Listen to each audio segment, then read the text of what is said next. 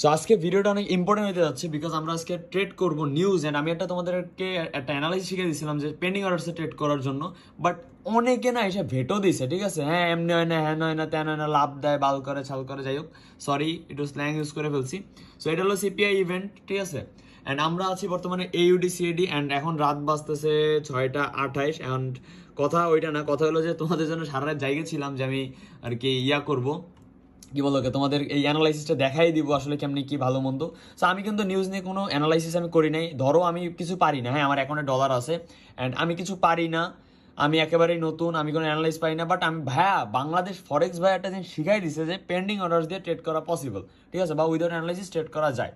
তো 6:29 বাজতে মানে 6:29 বাজতেছে অ্যান্ড ইটস অলমোস্ট 12, 13, 14 সেকেন্ডের মতো চলতেছে অ্যান্ড একটু পরে নিউজ শুরু হবে। আমি আপে যাবে না ডাউনে যাবে আমি এত কিছু কোনো কিছুই জানি না। আমি শুধু পেন্ডিং অর্ডার্সের জন্য আমি এখন রেডি হচ্ছি। আমি ফার্স্টে বাই করবো, যেহেতু আমি ফুললি কনফিডেন্ট আমি 4 লটে ট্রেড করবো।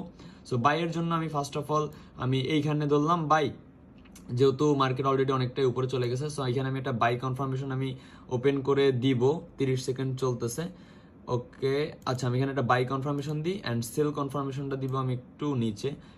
এটার জন্য পেন্ডিং অর্ডারসে যেতে হবে, পেন্ডিংসে যে আমি এইখানে আমি একটা সেল দিয়ে দিলাম, ঠিক আছে, এখানে কনফার্ম দিয়ে দিব, কনফার্ম সেলার। সো এই হলো আমার বাই। আচ্ছা বাইটটা এটা পেন্ডিং হয় না, আই এম সরি। আচ্ছা সমস্যা নাই, লস হোক, ওইটুক লসে আমার কোনো সমস্যা নাই।